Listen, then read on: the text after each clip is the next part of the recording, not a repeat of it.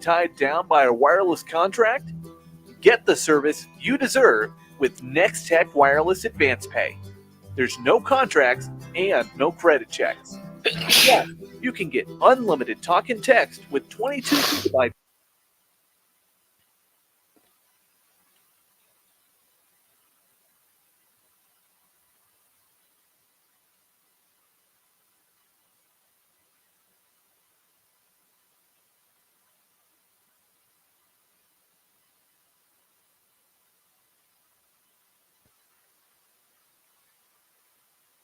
For new business, remodeling, hail-resistive roofing, multi-policy, and many more. Optional coverage endorsements as well for machinery ingestion and equipment breakdown. Umbrella coverage for additional coverage on your home, farm, and auto. See the girls at the insurance agency at 1020 Main in Goodland or call 785-899-5011. Keep your ride running at peak performance by scheduling an appointment with the Daves at Hurl Chevrolet GMC in Goodland, Kansas. Hurl's has a full-service department where they'll work on all makes and models, not just GM. They do tire repair and replacement. They'll make sure your AC is running at its best for these hot summer months. Plus, customers who bought a used vehicle from Hurl's get a lifetime warranty and reduced oil change prices. So get your appointment scheduled today by calling 785-890-0000. That's 890-0000 and ask for Dave. You're sure to get one of them. Grow your business with Miller Construction Services, LLC in Goodland. They specialize in commercial construction and are your local independent authorized builder for Chief Buildings. Get your planning and project underway now. Call Matt at 785-899-5231. Whatever your commercial needs are, contact Miller Construction Services, licensed and bonded general contractors. Visit millercs.com. millercs.com. If you're shopping for a banking institution, visit with Equity Bank of Hoxie, Grinnell, and Quinter, Kansas. The Equity Bank is heavily invested in local business and activities contributing in many ways back to their community. Their employees are involved with many organizations and area events. Plus, a lot of experience comes with that staff. You'll find valuable local assistance when you bank at the Equity Bank of Hoxie, Grinnell, Quinter, and other locations in Western Kansas. The Equity Bank, member FDIC. When Kansas storms knock the power out, many homes turn to portable generators. If you use a generator, don't risk a fire or shock. Follow the generator's instructions and plug appliances into your generator. Never connect your generator into your home's electric system unless a licensed electrician has installed a double throw switch. Lastly, only run your generator outside, away from doors or windows, never in a garage or carport. A safety message from Midwest Energy, a customer-owned cooperative making energy work for you. The Farmers State Bank of Oakley has been financing agriculture since the day we opened our doors. Hello, this is Corbin, and we are proud to be your locally owned partner in ag. We invite you to come and visit with us when you need to purchase new or used farm equipment, or need any type of agriculture or business loan. We have the knowledge, experience, and financial resources to keep you growing.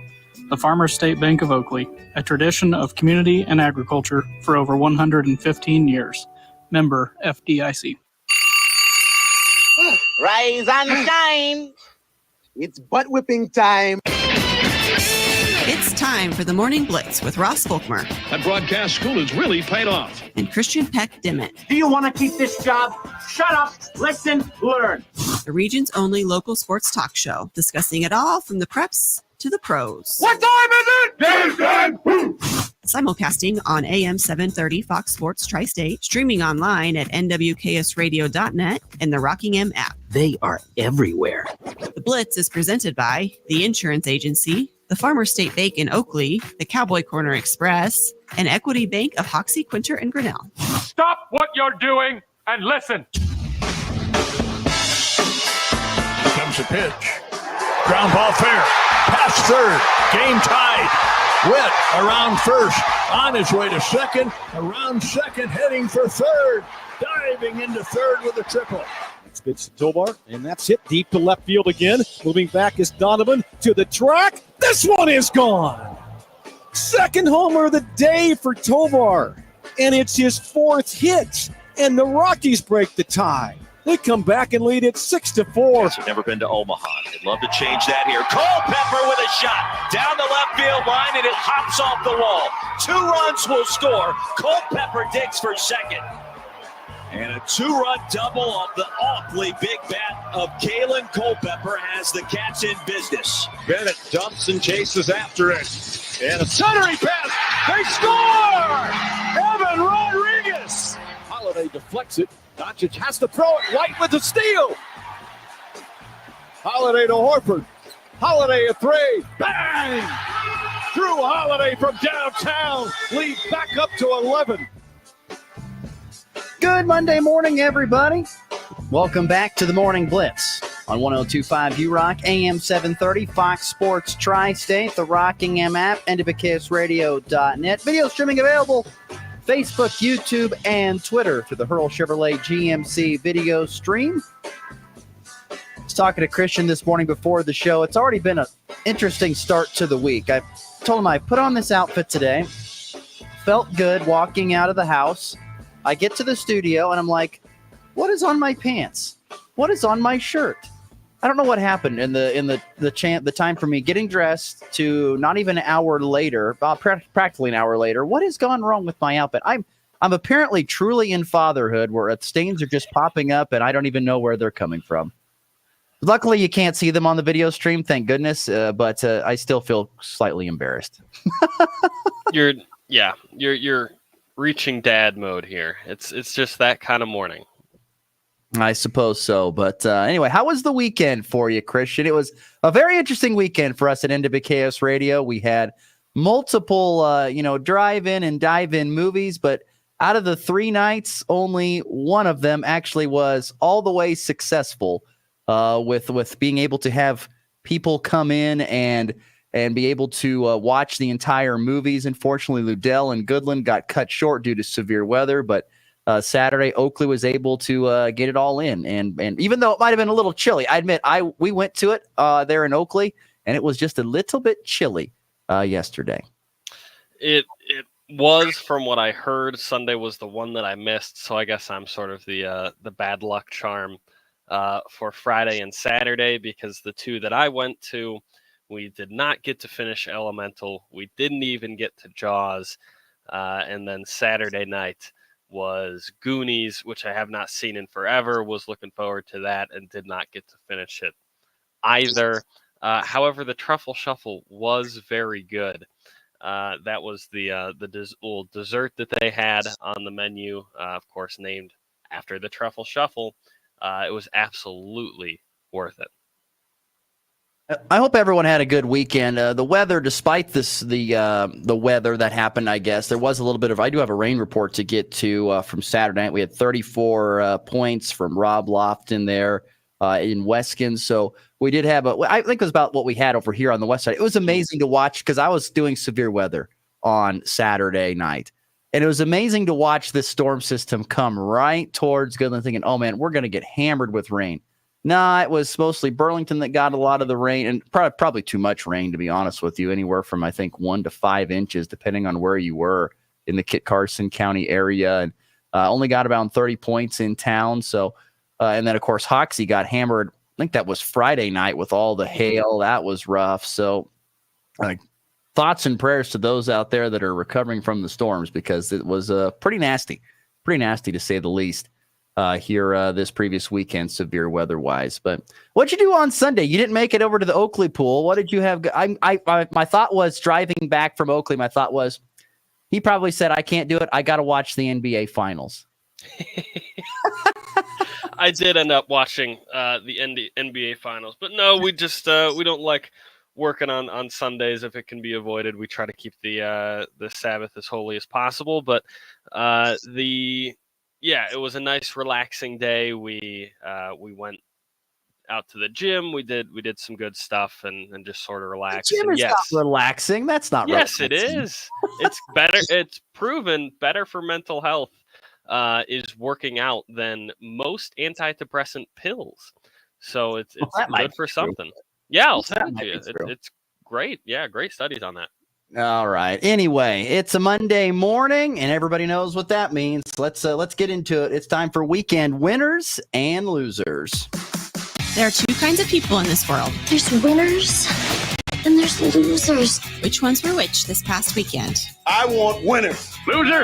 You're a loser! It's the weekend's winners and losers on the Morning Blitz. You want to be a winner, be a winner. Who is winner number one of the weekend, Christian?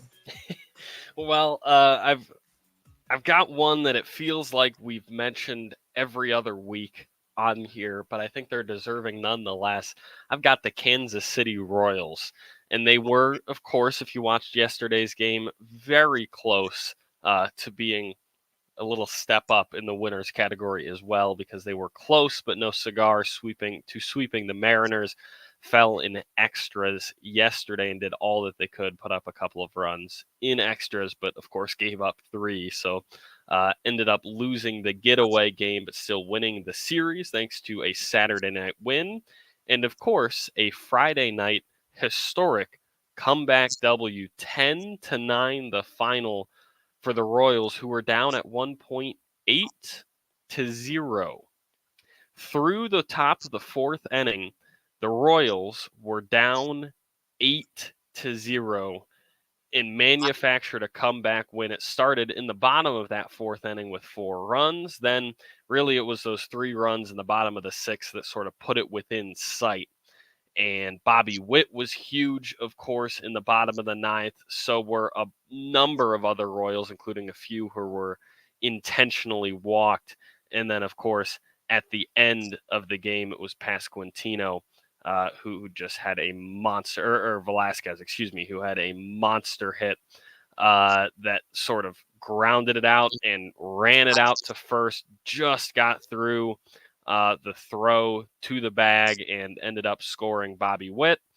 And just a phenomenal comeback win. And I've got a whole bunch of stats for you. It's the largest comeback win in franchise history, this Friday night W for the Royals, since September 22nd, when they came back from down 9 runs against, guess who? The Mariners in Kauffman.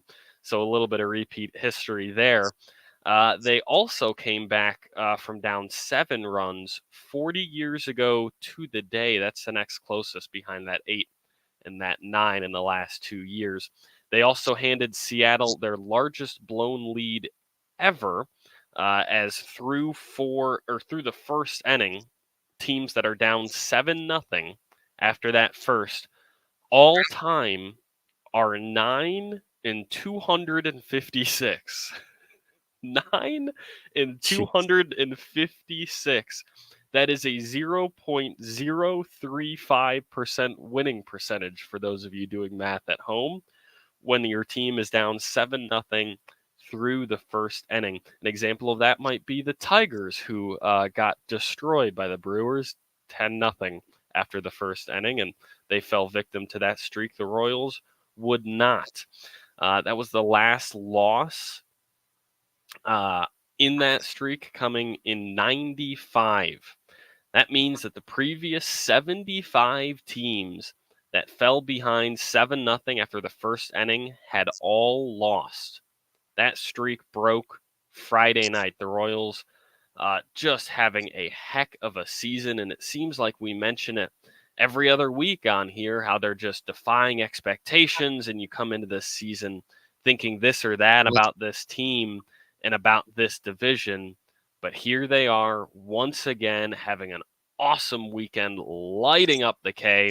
Now up are the Royals to 39-27, still just 4 games back from the Guardians, who continue an awesome stiff arm effort to their Kansas City counterparts. But a winner of the weekend. If people don't know that the Royals are having a spectacular season, or are thinking that this season is not going to be special, I don't know what you. Now, by special, I'm not saying that you're going to go win a World Series. I'm not going to say that.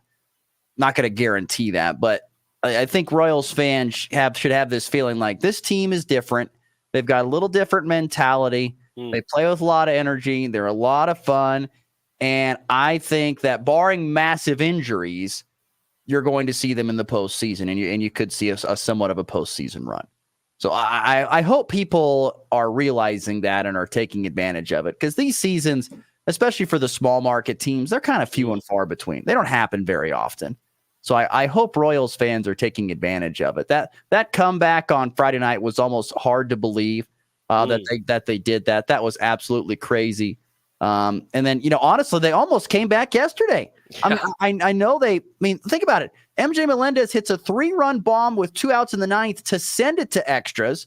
Then Cal Raleigh and Julio Rodriguez each get a couple of big hits to give them a 3-run cushion. Guess what? Hunter Renfroe hits on the second pitch at the bottom of the 10th, hits a 2-run bomb, and they're right back within 1. So, shoot, they were not going away at all weekend long. They were putting pressure on the Mariners all weekend long were the Royals. And so I hope that, and even though they lost yesterday, took 2 out of 3, and honestly, have you seen the upcoming schedule for the Royals? You have got to get excited because you have got 7 upcoming games against 2 of the best teams in baseball. Mm-hmm. And boy, you'd love to see how you do against the Yankees, which starts tonight. It's the first of a 4-game series against the Yankees starting tonight at the K. And then you hit the road on Friday to open up a series against the Dodgers. How fun is this? What will the record? That's the question. What will the record be for the Royals after these next 7 games when they take on who are considered 2 of the better Major League Baseball teams, not only this season, but kind of in the recent history of baseball? Not only that, but starting with that Dodgers series, so like Ross said, got Yankees and then Dodgers coming up. After that, 2 more road series, so a couple of weeks on the road here. Those 2 road series after the Dodgers, Oakland, who's still having a pretty surprising year, and then the Rangers. It could be a pretty tough schedule coming up here, not just those 2 series. So I think something to watch here, sort of weathering the storm and yeah, how well they come out of these 2 series. They have 39 wins right now. I've got another stat for you. They picked up their 38th win, obviously, with that huge, electrifying comeback win on Friday. They didn't reach their 38th win last season until August 11th. Oh, yeah, I'm not surprised. Oh, my goodness. There have been some very slim years for Royals baseball here the last few years. Extremely slim. And now they're reaping the benefits of Bobby Witt Jr. becoming one of the better players in baseball. Their front office spending money on starting pitching. They are reaping the benefits of all these things that they have done. And like I said, I'm super intrigued to see what their record is after these next 7 ball games. I can't wait to see how do they do against the Yankees and the Dodgers. I really think they will give both of those teams a run for their money. I'm not saying they're going to win those series, but I think they'll give them a run for their money. Be very interesting. With you there. All right, weekend winners here on the Morning Blitz. By the way, if you want to get your winners in, hit us up on the FB Bank text line. The number 785-899-2222. I'd love to hear what your winner was from this past weekend. I got a lot of little winners this weekend, to be honest with you. Lots of little winners. I'm going to start off first and foremost in the Stanley Cup Finals. Sergei Bobrovsky, the goaltender for the Florida Panthers. He is a winner of the weekend. You want to know why? That man did, as they like to say in the business, stood on his head on Saturday night in a 3-0 win over the Edmonton Oilers. He stopped all 32 shots he faced in game number 1. The Panthers were actually outshot in the first period 12-4, and he kept that goose egg up on the scoreboard. He made 6 saves on the penalty kill, where Florida went 3 for 3 against that for Edmonton.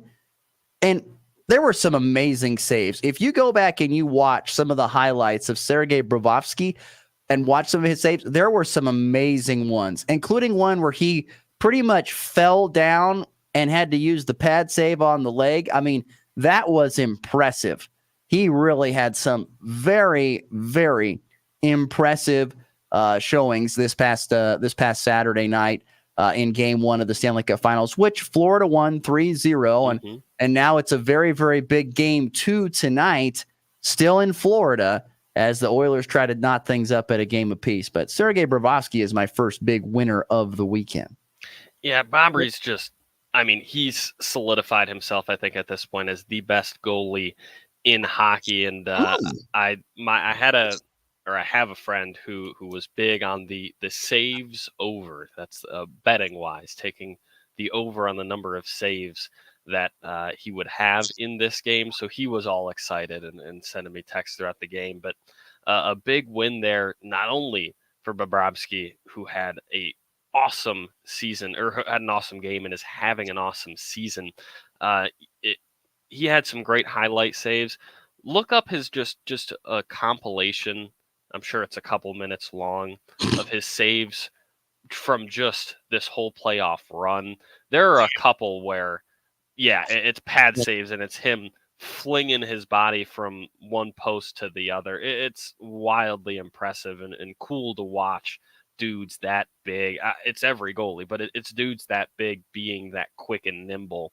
And the Panthers up 1-0. Now, this is, like Ross said, just a massive game two. It feels like Edmonton already going in, being sort of the underdogs, and obviously Florida heavy favorites. The Oilers, it feels like they just can't go down 0-2. We'll see what happens. I don't know. I think it's going to be hard. I mean, Florida is that favorite. I think it's going to be hard to win in Florida, but I think you try to take advantage of it back in Edmonton when you got to go halfway around the world in order to make it over to Edmonton to play games 3 and 4. So we'll see what happens tonight. It'd be huge for Edmonton to get it done, which, by the way, I'm pulling for the Oilers. I'm pulling for Canada hockey. Once again, no Stanley Cup since 1993. That's right. For Canada, which is nuts. Now continuing on weekend winners. Any more big weekends winners for you? Well, I do, but I'd love to. I can sort of shift it into a loser and use the other side. I want to get to these quick little these quick ones. Winners. Yeah. So I got another winner in Major League Baseball. How about the Chicago White Sox? I don't think people have been following the Pale Hose here as of late, but did you know that they this past weekend with a split with the Red Sox, they did not, I'm going to repeat this, they did not lose a series for the first time in 25 days. Anybody happen to know that? They had actually lost 14 in a row and 18 of their last 19 before this weekend's series split with the Boston Red Sox. The White Sox were that bad this year, which they were bad. I mean, there have been discussions which team is worse, the Rockies or the White Sox, and a lot of the national pundits will say the White Sox are worse than the Rockies, and that is saying something because we all know the Rockies have not been very good this year. But the White Sox get a series win for the first time in 25 days. This is Major League Baseball. This is not the collegiate game where you had Maryland Eastern Shore not win a single game the entire collegiate baseball season, which is ridiculous, by the way. But this is Major League Baseball. These guys are paid hefty money to try and win.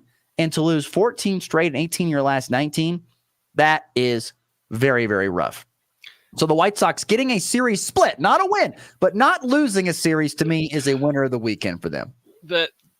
Clap it up for the White Sox because, yeah, the fact that that's the bar hurts. And I know that this sort of feels like me pandering to Rockies fans, and especially after we just spent all that time on the Royals, who deserve that time.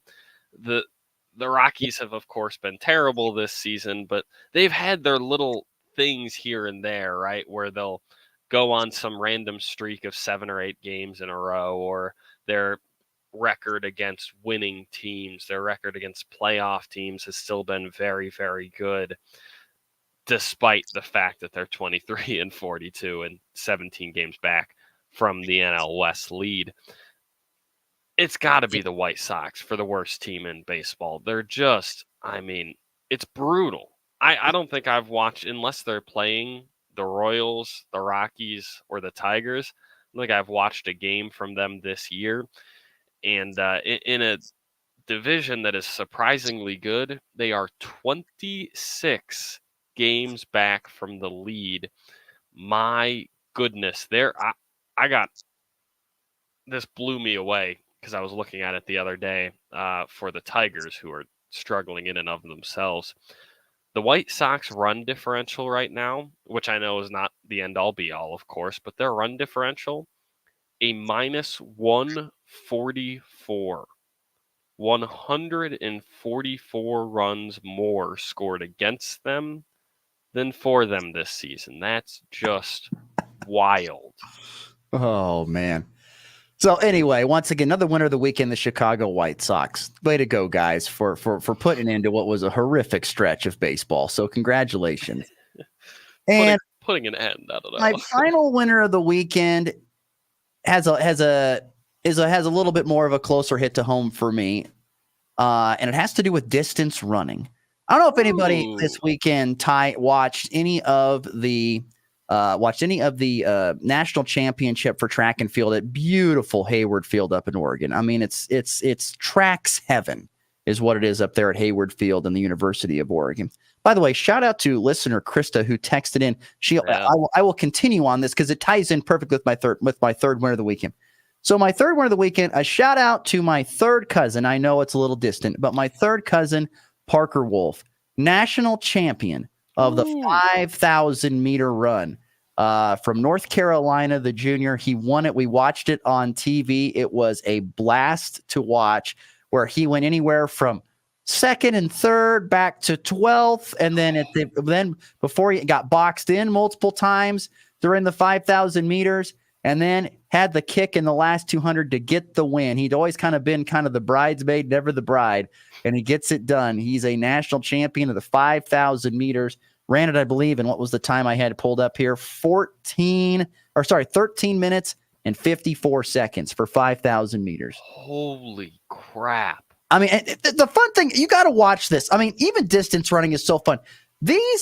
All the top 10 times were, I should say, I'm going to go back here. The top 5 times in the 5,000 meters, folks, were all within 3 seconds. I mean, it was that close of a race. And so a shout out to my third cousin, Parker Wolf, national champion of the 5,000 meters on the men's side. And a shout out as well to a young lady by the name of Parker Valby. Anybody know who Parker Valby is? Well, she is a young lady from Florida who did the ultimate distance running, what I want to call it, sweep, if you want to call it that. She's the gold medalist this previous year in cross country. She won the 3,000 and the 5,000 indoors, and she won the 5,000 and the 10,000 outdoors. She is the ultimate distance runner in women's college athletics. Parker Valby. Congratulations, of course, to Parker Valby. Congratulations to Parker Wolf. Once again, both Parkers, too. Yeah, I was going to say, as the Parkers get a nice sweep there. As a former distance runner I cannot stress to you how different of a level I did it. I was not very good. But you have this understanding that on these long races where you're running your hardest, you're all out for 13, 14, 15 minutes, it's so much a mental game. So much of it is between the ears. And for it to be so mental in keeping yourself focused and on point throughout the entire race and not get down on yourself when you get boxed in, when you fall back to 12th, that's so ridiculously difficult. And to have that at the highest level of running, where not only are you so strained mentally, but also, like Ross said, everyone is between just a few short seconds, where you're also sprinting to the finish with the very best of them. Highly, highly impressive. Congratulations to that duo of Parkers. It's amazing to watch all the events, but in the distance running, to me, it's so intriguing. If they get done with the races and they don't even look that tired, sometimes they're in such great shape. It's amazing to me. Think about this. Parker Valby set the record, the collegiate record for the fastest 5,000 run ever. She broke it so badly that the girl who finished runner-up also would have beaten the previous record. Oh my goodness. Parker Valby was nuts. To see my cousin Parker Wolf win it, third cousin, to win it was very, very cool as well. It's amazing. Yeah, you got to be tough. Not only that, but have you seen something like when they get in those boxing scenarios, guys are getting cleated up by the getting spiked up. They're bleeding from the shins. I mean, it's nuts. It really is highly entertaining. So shout out to the Parkers in the distance running at the NCAA Division I Track and Field Championships. That was so much fun to watch. I got one more stat on this real quick. Parker Valby, who we just mentioned, won that 5,000 meter run. Ross said she broke the record. The record that she broke was hers that she set 3 months ago. She's a beast. She's a beast. If you haven't watched her, she's a beast. Like they were running the 10,000 and they're like 8 laps in and they show her on camera. She waves at the camera. It's nothing to her. She's like, I am on a nice little jog. No big deal to me, even though I've got another 15 more laps to go. I don't care. Nuts. Absolutely nuts. You know, my cousin Parker, you know, a lot of the guys in those, they're tall guys. They got long legs, long strides. He's a shorter guy. He's probably not even 6 foot. So he has to work almost twice as hard. So it was so much fun to watch him come from behind and win it in the last 200. That was certainly very, very cool. So there you go. My winners of the weekend. Like I said, I had a lot of quick, shorter, smaller ones, but I thought it was pretty fun cool. ones. Yeah. Very fun ones. There you go. Weekend winners here on the Morning Blitz. Okay, let's get to a break. When we come back, we got weekend losers. And I got a big loser.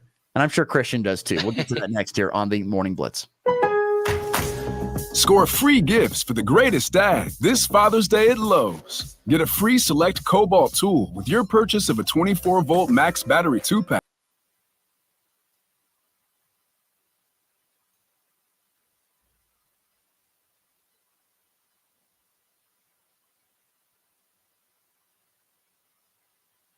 Supplies last. Selection varies by location.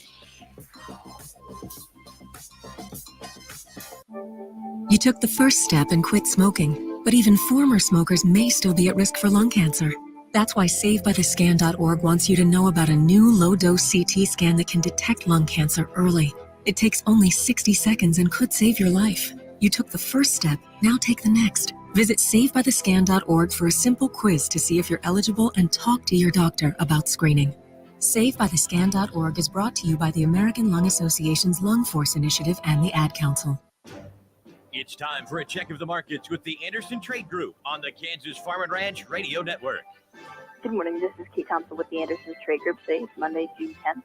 And on the overnights last night, July corn traded higher 3 at 451 3/4. September up 2 3/4 at 457 1/2. December up 2 3/4 at 470.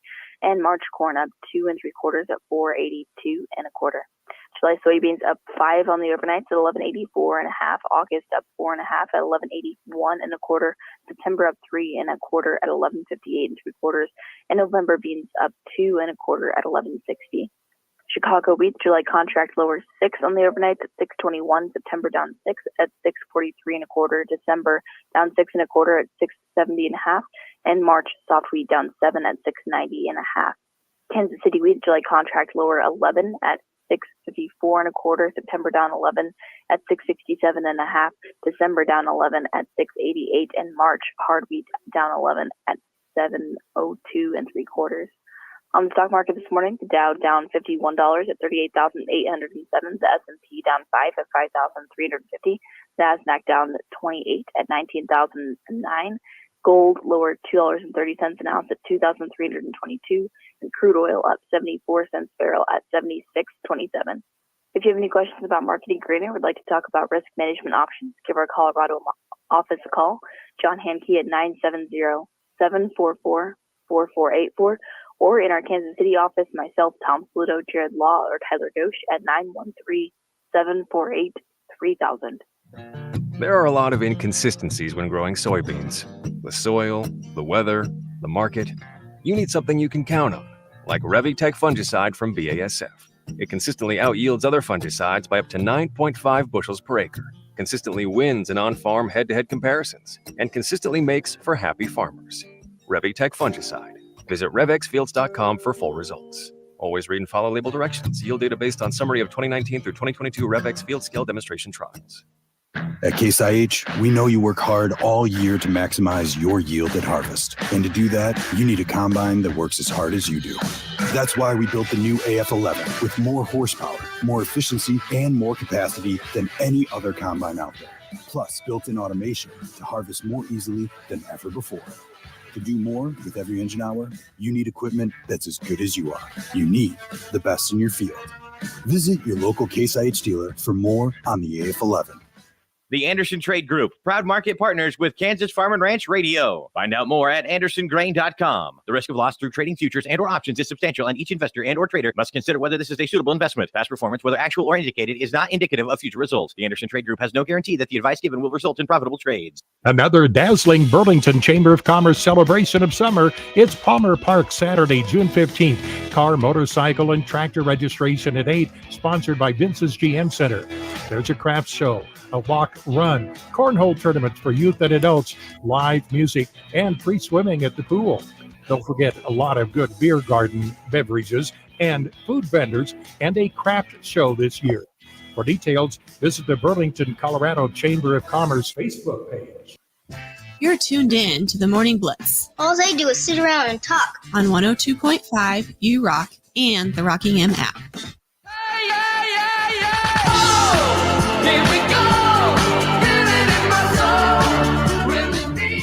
FNB Bank text line is open, and it is working effectively. Thanks again to Krista, thank you to Krista, because she's exactly right. Parker Valby deserves some love, as well as my cousin Parker Wolf, so I'm glad that she brought up Parker Valby.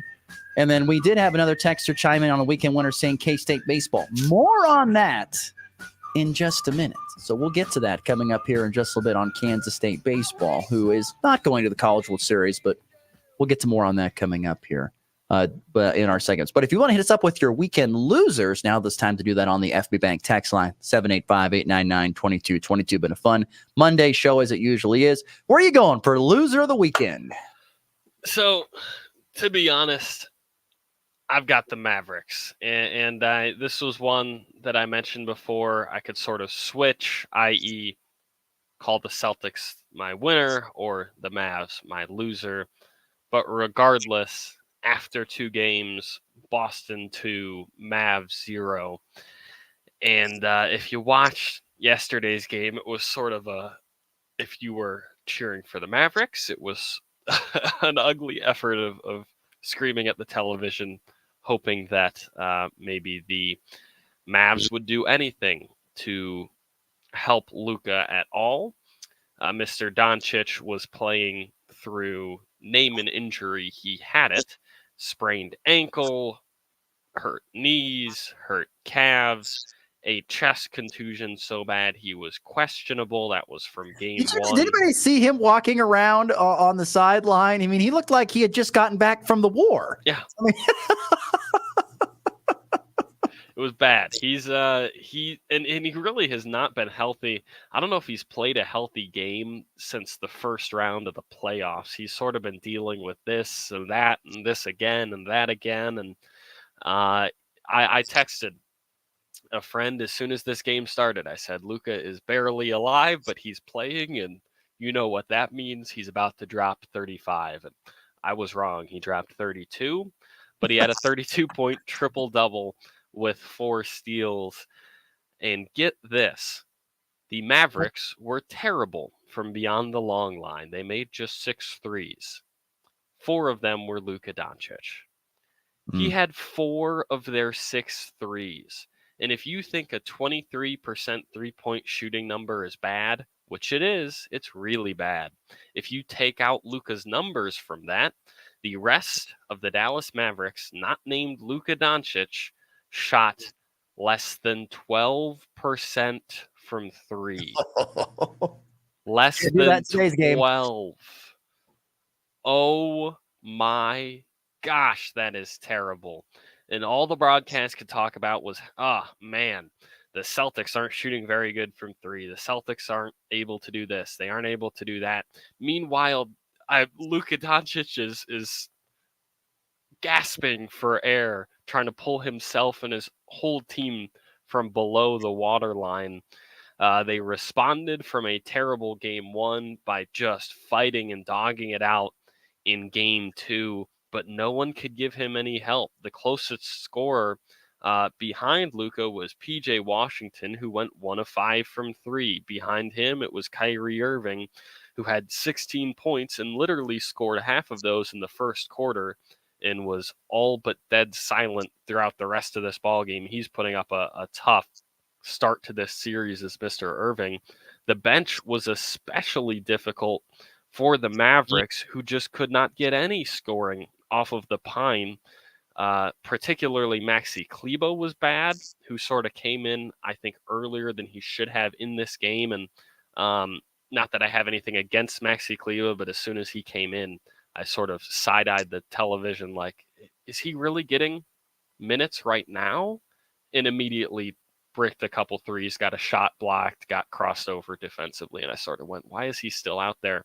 But he was it was a Dante Exum big three late in this game that was the only thing between this bench and only having 2 made field goals the entire game. I've got Dallas as a loser of this weekend because it felt like this was a winnable game for you. And granted, I know we have some Celtics fans listening who don't want to hear this, but the whistle, of course, had an effect on this game, especially late with about 50 seconds left when PJ Washington went up for a layup and quite literally got shoved in the back by Jaylen Brown and then fouled again up top. No call. It was looked like a foul live. It was confirmed that it was a foul in replay. However, no call was made, no whistle, and the Mavs end up, instead of turning it into a 1-possession game with about 45 seconds left, it immediately turned into transition on the other end where the Celtics got a 3 and put the game away. That has something to do with it. That's big. That changes this ball game. But that's a counterfactual. It didn't happen, and here the Mavs are down 2-0, which, again, you're in Boston. It's not that big a deal. Boston's been pretty good at home throughout these playoffs outside of game ones, which they've lost a number of times in the Eastern Conference playoff run. But you now are just so desperate to grab both wins in Dallas. Losers of the weekend, I've got the Mavericks. Real quickly, you could almost throw a winner of the weekend in here. And how about Brad Stevens, general manager for the Celtics? This was a guy who, once again, this is what I thought about kind of seeing as this series has gone on and really this season for Boston. That was a guy who got out of the college game. Remember, him and Gordon Hayward, a young Gordon Hayward, like just about knocked off Coach K in the national championship at Butler. Then he goes to the NBA, kind of the same situation that Danny Hurley is in. Goes to the NBA to the Boston Celtics. Am I wrong? No. But in the same situation, goes to Boston and has a decent coaching career there, one would say, and then goes into the general manager position, which people were kind of like, why would you do that? Well, he's kind of proven that he knows what he's doing. This roster he's put together for Boston is dominant. I mean, I don't know. Like I said, Celtics in 6. I feel like I might have given Dallas too much credit. I really do. I don't know if they're going to get it. I think they're going to get a game. I can't imagine they don't. Of course, if Luka doesn't get any better from the war, I don't know if they will get a win. I'm not kidding. He looked awful, but this is.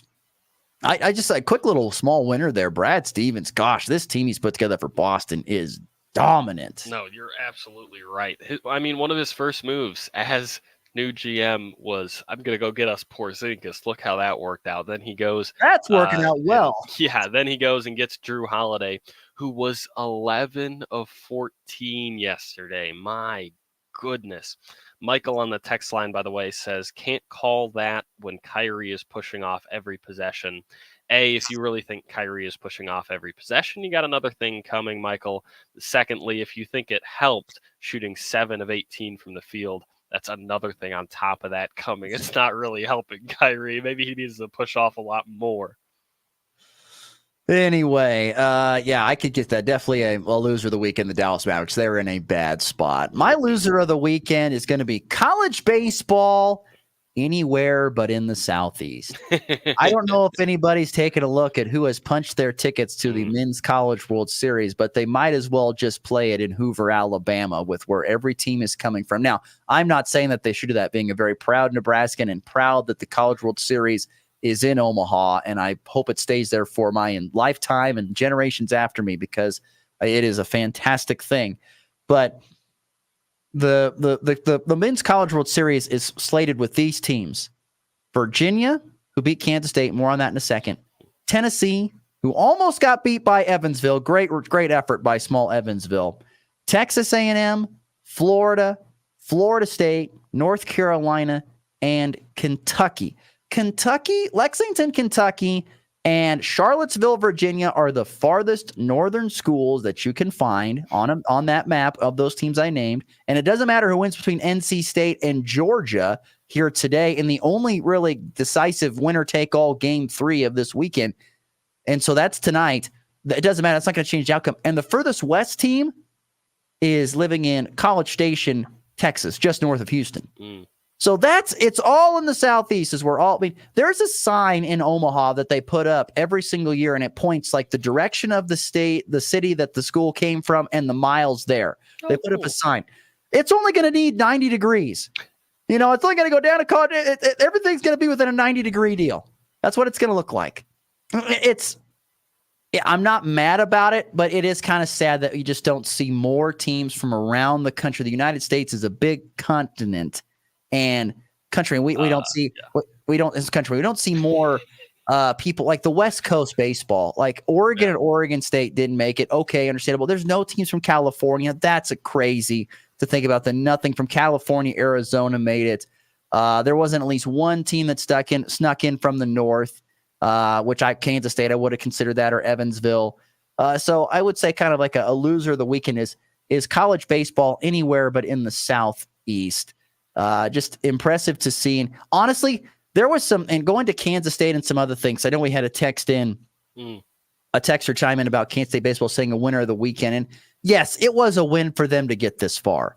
Their performance in Charlottesville, I don't know if it was honestly that great. I thought they had some mental blunders that led to some of those games getting out of hand or losing it in the case of Friday. Some mental blunders. And there was a lot of that. There was a lot of those games this weekend where the teams that ended up not advancing had some really silly things that they did not do right. Defensively, offensively, not being able to get a hit. I mean, Oregon State stayed alive against Kentucky last night, and they could not hit worth a darn. How many times Kentucky loaded the bases on walks and stuff like that, and Oregon State could never capture anything? Oregon had leads of 4+ runs in both games and lost to Texas A&M. There were plenty of games you're like, what in the world were they doing or trying to do?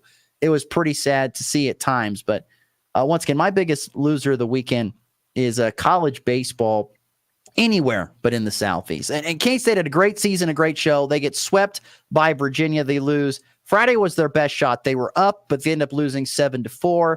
And then Saturday, it got away from them late, 10-4. They end up losing. They finished 35-26. It's a great season, great showing there for K-State baseball. I don't know if I'd call it a winner of the weekend, but it's certainly not a loser of the weekend. And that's always tough, especially with, Kansas State potentially joining those ranks and sort of expanding it a little westward and a little northward. But still winners, exactly what Ross said, for their season, if not for this weekend. Well, and I before we get to break, and I got a quick question, unless you have another loser, but I got to ask. No, you got it. Should this be a loser of the week? Should the women's Olympic basketball team be a loser of the weekend because they didn't take Caitlin Clark? I'm not saying they are. I'm asking if you think they should be. I was going to bring this up during leftovers. I would say no. I don't think it's that big a deal. She's not having all that great of a season. I would agree on that. Not having that great of a season. Which, and that's the tough part, is how much of that is because the team around her is absolutely terrible. And so she's getting a lot of defensive attention. And she's still, I think 4th in the WNBA in assists, despite the fact that she should probably be much higher than that. I'm not saying she deserves to be on the team, but I mean, I think she could honestly be a really good role player.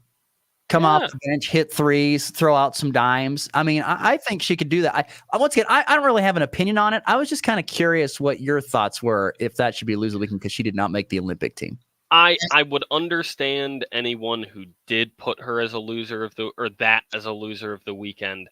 But I thought it was sort of borderline. I wasn't going to be surprised either way, whether she made the team or didn't. Yeah, we'll see how it all ends up working out for Team USA. It kind of reminded me of like when Christian Laettner was on the Dream Team. Remember that when Christian Laettner made the Dream Team? Never really played much, but he was on there. Back when I was in high school. Yeah, Caitlin Clark type deal. I think it was way before in high school. I'm talking like the original Dream Team. I like was joking. Because You said, "Do you remember that?" And I was like, "Oh yeah, of course I remember." Probably not. It was actually before your time, before you were born. Anyway, let's get to a break. The leftovers are next. We wrap up the show on a Monday here on the Blitz. Keep your ride running at peak performance by scheduling an appointment with the Daves at Hurl Chevrolet GMC in Goodland, Kansas. Hurl's has a full-service department where they'll work on all makes and models, not just GM. They do tire repair and replacement. They'll make sure your AC is running at its best for these hot summer months. Plus, customers who bought a used vehicle from Hurl's get a lifetime warranty and reduced oil change prices. So get your appointment scheduled today by calling 785-890-0000. That's 890-0000 and ask for Dave. You're sure to get one of them. When you walk in your local Hoover Lumber Ace Hardware, you'll see that Nick and the staff have a little bit of everything for the warmer months ahead. Keep the lawn in shape with mowers, blowers, and trimmers from Craftsman, Toro, and Ego. Freshen up the look of a room or the whole place with Benjamin Moore paints.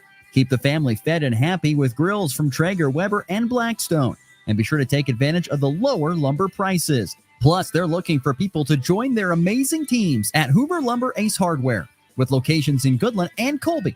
Open every day but Sunday. Your livelihood is important to you. You work hard to succeed in your farming operation, crop, livestock, home, vehicles, and special needs. We have you covered. Discounts are available for new business, remodeling, hail-resistive roofing, multi-policy, and many more. Optional coverage endorsements as well for machinery ingestion and equipment breakdown. Umbrella coverage for additional coverage on your home, farm, and auto. See the girls at the insurance agency at 1020 Main in Goodland or call 785-899-5011.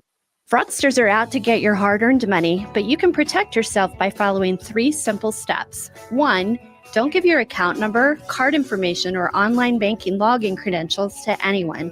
2, be cautious in responding to unexpected pop-up windows or text messages. And 3, watch your accounts. If you suspect that your bank information has been compromised, call your FNB Bank immediately. We are here to help you protect your hard-earned money. FNB Bank, member FDIC. It's the Morning Blitz. Hey guys, you ready to let the dogs out? Weekday mornings from 7 to 8 Mountain, 8 to 9 Central on 102.5 U Rock and the Rocking M app.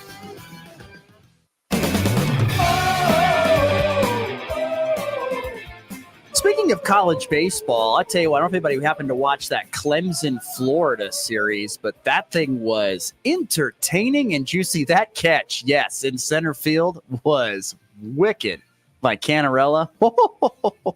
That saved the game for the time being. They end up losing Florida. Florida, by the way, which I can't wait to have Eric Sorensen on again and talk about how, because he was saying Florida shouldn't even made the tournament, and now they're going to the College World Series, which is tells you just, I think Florida was almost lazy the whole year, and now they put it all together when it matters. On to the leftovers real quickly. I got a couple small things. Rockies lose Sunday 5-1. They prevented a shutout thanks to Ezekiel Tovar, Elias Diaz, who had a hit, although Tovar had a big series against the Cardinals in a split. Rockies have still lost 9 of their last 11 as they go to Minnesota to begin a 3-game series with the Twins starting tonight. And we were talking a little track and field in winners of the weekend. 7 members of the Kansas track and field program were named All-American status, meaning they were able to get onto the podium. And the Kansas men, they came in 10th place, despite, I think, only having like 4 guys in that. So that's pretty impressive. They had a really, really good showing. What do you got in leftovers? Yeah, I got no actual news. I've got potential news. Dan predicting the news. We're predicting the news, and let me sort of. Dan Hurley said that he will have a decision by sometime Monday, that being today. So I was really hoping that we got to play the breaking news sounder during this show. We don't. But expect his favorite sound. It is. It's cool. I would just watch out for some potential Dan Hurley news today. We'll see. Like I said, where do you think he goes? Where do you think he leans? I want him to stay, but I really don't know. I think there's a case for both sides. Why would he want to go? Why go to LA? A 3-run walk-off home run, a game-winning walk-off with a walk-off. His second walk-off hit of the season. In walk-off fashion, that baby's go. I think the only reason I can come up with is that you have to realize it is the Lakers. and that is probably like next to the Boston Celtics. It's probably the biggest name brand in basketball, period. Yeah. So if it's not the biggest, I mean, they could have surpassed the Celtics. So it's a humongous name brand. You're going to make ungodly amounts of money. I mean, I've heard the contracts are just ridiculous, the amount of money they're willing to throw at Dan Hurley. By all accounts, I don't know. It's going to be a big number. It's it's going to be huge. So I don't know, but he could also just be using all this to get attention and to get himself a raise at UConn. Hey. It could happen there too. You never know. So If 2 chips didn't do it, I don't know what will. yeah, we'll see what happens here today with Dan Hurley. We'll find out. I'm going to put my money on. Gosh, he was at a Billy Joel concert in New York. That just seems so like him. Oh, I'm going to say he sticks around. I don't know why. I'm just going to say he sticks around. Fair enough. Anyway, for Christian, I'm Ross. Thanks for